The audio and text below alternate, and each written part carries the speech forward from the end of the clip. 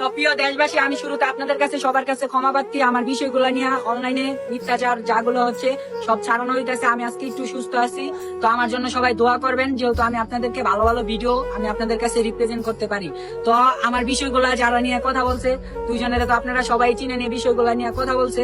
তো আমি যারা আমার নামে ফেক পেজ ফেক জিনিস ছড়াইতেছেন ওদের বিরুদ্ধে আমি আইনত ব্যবস্থা নিব।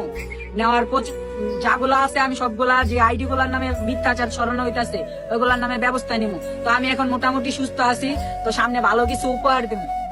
তো সবাই আরিয়ানার জন্য দোয়া করবেন। আমরা আরিয়ানার জন্য অনেক ভিডিও করছি, মানে ওর পক্ষ নিয়ে।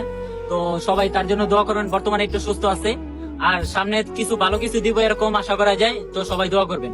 আর আমি বাংলার সমাজের মানুষকে একটা জিনিসই বুঝাই দিতে চাই, যে মেয়েদের শাশুড়ি অত্যাচারিত হয় না।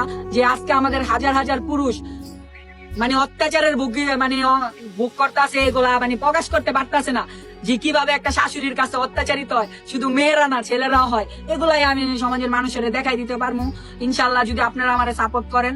হয়তো আমি কবে ফিরি জানি না, কিন্তু আমি ভালো কিছু নিয়েই ব্যাক করবো ইনশাআল্লাহ।